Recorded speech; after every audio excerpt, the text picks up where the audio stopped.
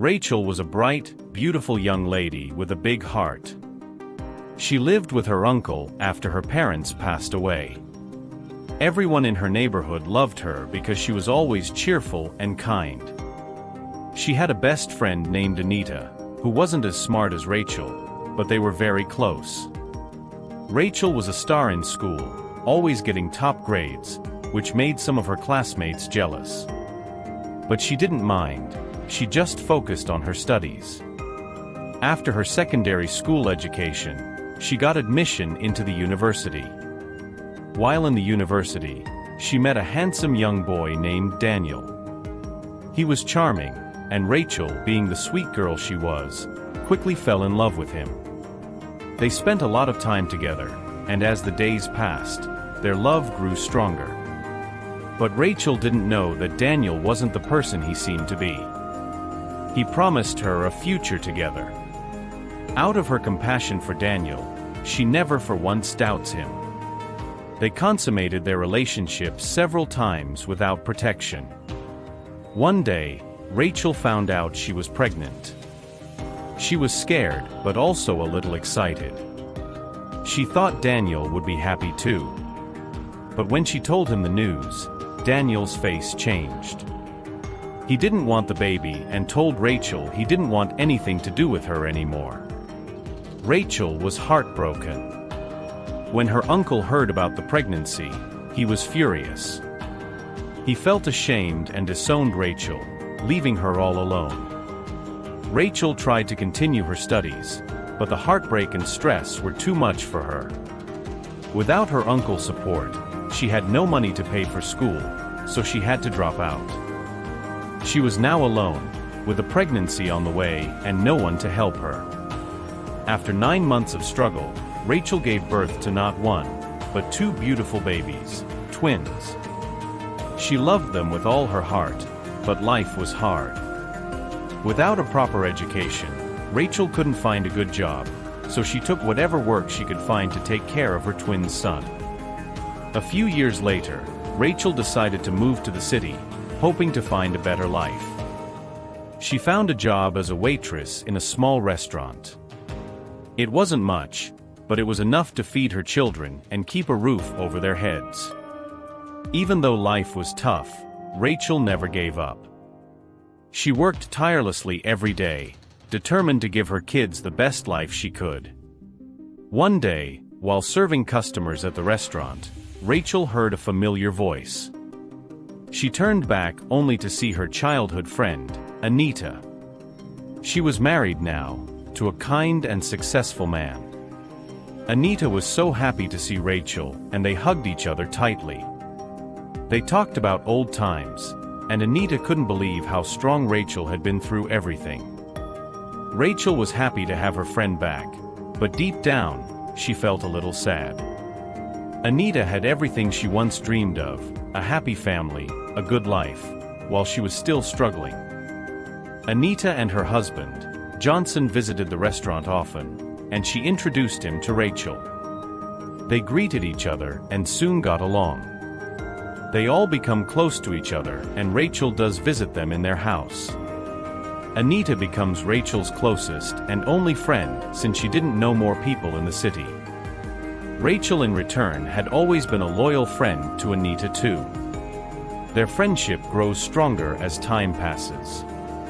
But nothing could have prepared Rachael for the shocking request Anita made one particular day. It was a sunny afternoon. Anita had invited Rachael for lunch in one of the best eateries in the city. Despite her luxurious life, as she was married to an affluent man like Johnson, Anita often complained about her marriage. She felt trapped and unhappy, constantly seeking excitement outside her home. "Rachael, I have a strange favor to ask," Anita began, looking nervous. "I want you to spend the night at my house with my husband, pretending to be me." Anita said, her eyes darting around nervously. Rachael was shocked, nearly choked on her drink. "What? Why? Why would you want me to do that?" Anita sighed, glancing around the eatery to ensure no one was listening. It's just for a few hours. I was not expecting my husband to come back from his business trip till next month, but since he is back so early, I don't want him to know I am going out. I'll give you one of my nighties to wear. He'll never know the difference." Rachael was speechless. Anita had confided in her about the issues in her marriage with Johnson, but this was a step too far. "Anita, this is crazy. What if he wakes up?" Anita sighed. "Johnson sleeps soundly. You just need to lie beside him until morning. I'll give you clothes that look like mine, and you can cover yourself with a blanket. I just need some time to go out and enjoy myself." Rachael hesitated. "But Anita, I am doubting what if he finds out it's me?" "That's why I need you," Anita insisted, reassuring her. "He won't. He sleeps like a log. Please, Rachael, I need this. And I'll pay you well. I know you need extra money for your kids." Rachael thought of her 2 sons and her huge debts. She didn't believe Johnson was the problem in Anita's marriage, but the money was tempting. After a moment of silence, she reluctantly agreed. She needed the money desperately and trusted Anita, despite the uneasy feeling in her heart. As night fell, Rachael arrived at Anita's house. Anita handed her a pair of identical pajamas and guided her to the bedroom. Johnson was already asleep, snoring softly. She felt a sharp pain of guilt in her heart as she looked at Johnson sleeping peacefully. He had no idea what was happening. "Good luck," Anita whispered before sneaking out. Rachael gently slipped into bed and lay beside Anita's husband. As the night went on, Rachael lay still. She prayed silently that Johnson wouldn't wake up. Her heart beat fast every time he moved. She needed the money badly, but she was very scared of being caught. Hours passed, and just as Rachael began to relax, Johnson stirred. "Anita, are you awake?" "I'm having trouble sleeping," he murmured, half awake. Rachael froze, mumbling something that didn't make sense, but hoping it was enough. Johnson pulled her closer, and she panicked. Rachael realized he wanted some intimacy, but she knew she couldn't do it. She murmured that she needed to use the bathroom, trying to convince him with the hope that he wouldn't recognize her voice. She stayed in the bathroom for nearly an hour until she was sure Johnson had fallen back asleep. As the day breaks, Rachael crept out of the bedroom, planning to leave before Johnson woke up. But just as she reached the door, Anita walked in, laughing and chatting loudly. Her face flushed with excitement. Rachael was eager to leave, but Anita insisted on sharing her night's adventures with her. As they talked, all of a sudden Johnson was awakened by their voices and walked in, looking confused. "Rachael, what are you doing here so early?" he asked. Rachael was caught off guard, confused and didn't know what to say. But Anita quickly covered for her. "Oh dear, our single mother was out partying all night. She got so carried away that she left the party late and ended up at our place to avoid facing her kids in this messed up state," she said in a silly manner. Johnson seemed not to be convinced, but didn't press the matter. However, Anita kept laughing so hard at Rachael's stupidity that Johnson somehow seems to believe her. Rachael quickly left their house, feeling both relieved and guilty. She knew this arrangement couldn't continue, but she needed the extra money too. Anita approached Rachael again the next day for her nightly visits. "This month is the party festival, Rachael. I can't miss it. Please, I need you," she pleaded. She wanted to attend every event, leaving Rachael to cover for her at night. Rachael wanted to say no because she already had a job as a waitress, and also make her understand that her boss had been noticing she was often sleepy at work. But Anita interrupted and said, "I'll double the payment for you. Who else will give you this much money? Plus, I can always find someone else to do the work for me. Isn't it just to sleep beside my husband?" she said. Rachael reluctantly agreed, needing the money for her 2 kids. Anita's request became a regular arrangement. She enjoyed her nights out while Rachael took her place beside Nathan. Night after night, Rachael will slip into Johnson's bed, praying he wouldn't discover the truth. But Johnson began to notice small things, making Rachael increasingly nervous. One night, as Rachael lay on the bed, Johnson couldn't sleep.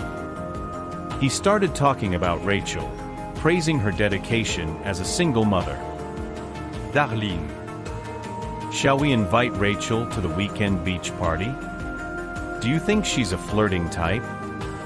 But I see her as a responsible single mother who works so hard for her kids." Rachael was listening while hidden under the blanket, her heart aching. She realized Anita had been bad-mouthing her to Johnson, and he had no idea what was really happening. She decided enough was enough. She couldn't continue this deceit any longer. The next morning, as Anita returned, Rachael confronted her. But before she could speak, her phone rang. It was her manager, informing her that she was fired for being constantly tired and sleepy at work. Devastated and heartbroken for losing her job, Rachael knew the deal with Anita was now her only source of income, so she couldn't argue with her. Anita sensed her desperation and increased her demands, making Rachael feel trapped. She agreed to continue the arrangement with Anita, while hoping to secure another job fast. But then Johnson, unaware of the truth, came in and stopped Anita from being mean to her friend. When Johnson found out Rachael had lost her job, he invited her to their weekend beach party to relax. "Make sure to bring your little ones, Rachael," he said. Anita was furious but couldn't object without revealing her secret. On the weekend, Johnson picked up Rachael and her children at their home for the event. While in the car, Johnson explained that Anita wasn't feeling well and couldn't come. Suddenly, Rachael received a text from Anita saying she had a bad hangover and asking her to keep her husband busy at the party so she could rest at home and recover. The beach party was so entertaining, everyone was eating, drinking, and having fun. When they got there, Johnson opened the car door for them. Rachael did as she was told and tried to help her friend by spending time with Johnson. They all had a great time together. At the end of the evening, Johnson said something that really surprised Rachael. He shared his dreams of having children with Anita. "My wife and I have been trying to have our own children, but it's not working out for us yet," he said sadly.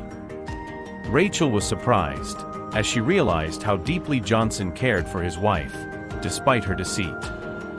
Immediately they got back to the house after the party. Anita was already feeling better.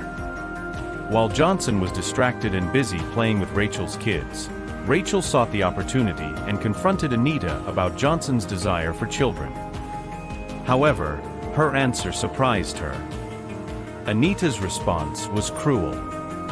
"I take birth control pills. I don't want to become a shabby young mother like you," yet she said seriously and mockingly.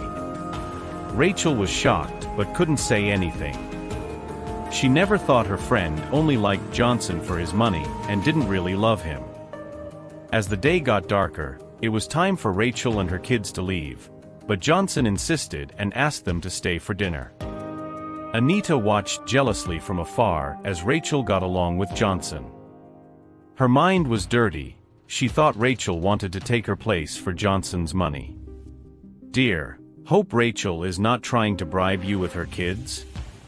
Don't forget, soon I'll give birth to our own children," she said surprisingly.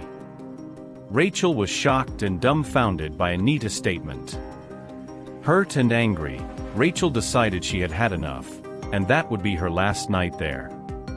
She couldn't continue deceiving Johnson, especially when Anita didn't value either their friendship or her marriage. She picked her kids and left their house. After some days, Anita came to apologize and begged Rachael. She requested Rachael to come and sleep overnight as usual because she wanted to go out partying, and no one agreed to take the job. She offered to triple the amount. Desperately short of cash and unable to secure another job yet, Rachael reluctantly agreed and took her offer. Everything was going as usual until one night, Rachael's phone rang while she was in bed with Johnson. It was her babysitter that called. Before she could have time to run out of the room, Johnson had already woken up. She had no option but to answer the call. Fortunately, the kids were fine, however the secret is out. Rachael. What? What are you doing here? Where is my wife? Johnson asked impatiently, demanding an answer. Rachael was scared and afraid, not knowing what to say or how to cover up the mess. She confessed everything, telling him the whole truth. However, Johnson didn't believe her. He couldn't believe his wife was secretly going to nightclubs. Anita was right. You want to destroy our love and use your children to cling into my money, he said, accusing her embarrassingly. Rachael was hurt and heartbroken by Johnson's words, but felt guilty nonetheless. After all, she had been lying to him for so long. Shamelessly and disgraced, she left their house. Determined to clear her name and make Johnson understand the kind of woman she is, Rachael angrily went to the club where Anita was partying that night and texted Johnson the location, urging him to come and see the truth for himself.